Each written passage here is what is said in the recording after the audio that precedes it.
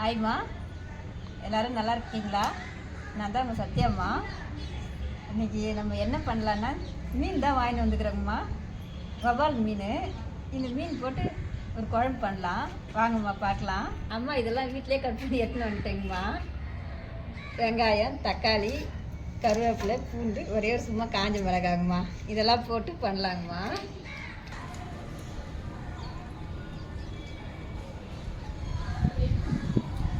நல்லா காஞ்சிச்சிங்கம்மா. கடுகும் உளுத்தம் பருப்பு இதில் போட்டுக்கலாங்கம்மா.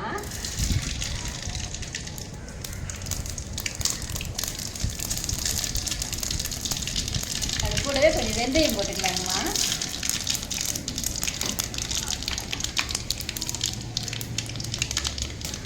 கொஞ்சமாக சீரகம் போட்டுக்கலாங்கம்மா.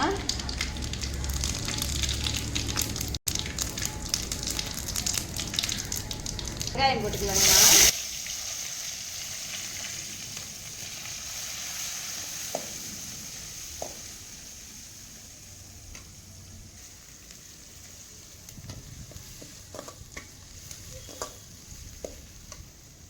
வெங்காயத்துக்கூட இப்போ இந்த பூண்டு கருவேப்பிலை போட்டுக்கலாங்கம்மா.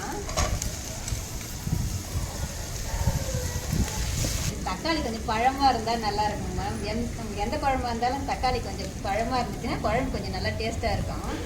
அது சிகப்பாக இருந்தால் பார்த்து வாங்குவேன் நான் எப்பவுமே ஒன்றுனா கடைக்கு.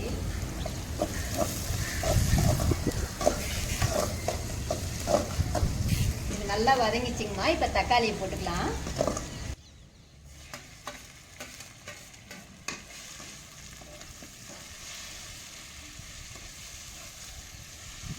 கூடவே கொஞ்சம் கல்லுப்பு சேர்த்துக்கலாங்கம்மா.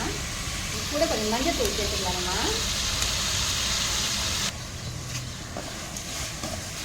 கல்லுப்பு மஞ்சத்தூள் போட்டு கொஞ்சம் நேரம் மூடி வச்சுட்டோம்னா அது நல்லாவே குழஞ்சி வந்துடுங்கம்மா.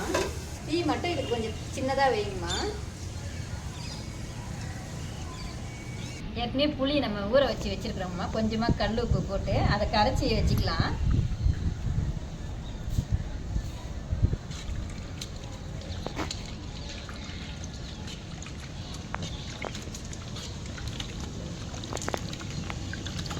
வதங்கிச்சான்னு பார்க்கலாங்கம்மா.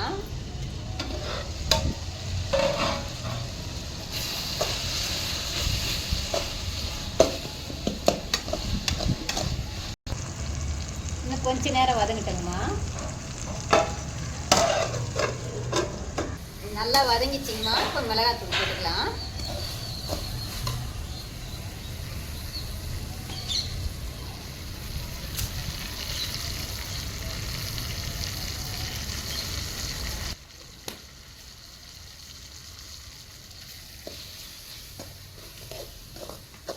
நல்லா தொக்கு மாதிரி வரணுங்கம்மா.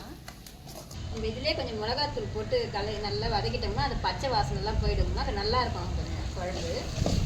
கொஞ்சமாக நம்ம தண்ணி விட்டு கொஞ்சம் அதை நல்லா குழம்பு பண்ணிக்கலாங்கம்மா. கொஞ்சமாக நம்ம தண்ணி இப்படி சேர்த்து இதை நல்லா வதக்கிக்கலாங்கம்மா. நல்லா தொக்கு மாதிரி வந்துடும் இதிலே.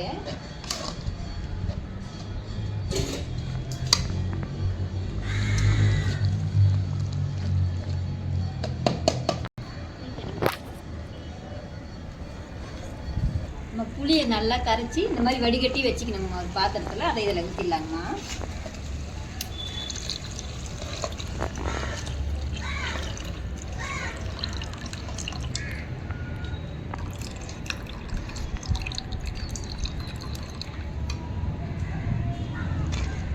நான் எப்பவுமே மீன் குழம்பு, கார குழம்பு இதெல்லாம் வச்சுன்னா கொஞ்சமாக வெல்லம் சேர்ப்பேங்கம்மா. இதில் மீன் குழம்புனா ஒரு தேன் மாதிரி சுவையாக இருக்குன்னு சொல்லுவாங்களே, அதனால் நான் எப்போவுமே இது போடுவேன்.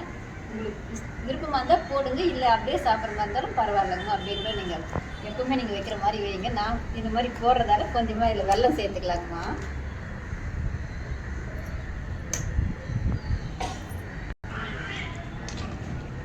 இதை மூடி வச்சிடலாங்கம்மா. இது நல்லா கொதிச்சதுக்கு அப்புறம் மீன் போட்டுக்கலாங்கம்மா. நல்லா குழம்பு கொதிச்சிச்சிங்கம்மா. நம்ம இந்த நேரத்தில் மீன் போட்டுடலாம்.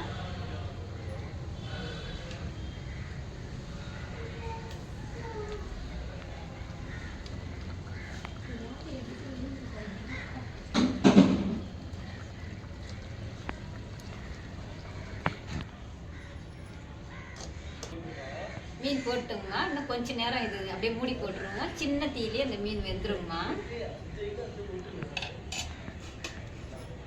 மூடி வச்சிடலாங்கம்மா. குழம்பு ரெடி ஆயிடுச்சுங்கம்மா. நம்ம மீன் போட்டு ஒரு கொதி வந்தாவே போதும். அந்த சூட்லேயே மீன் வெந்துடும். இப்போ இறக்கிடலாங்கம்மா. இங்கே வருங்கம்மா, நல்லா திக்காக நல்லா இருக்கு.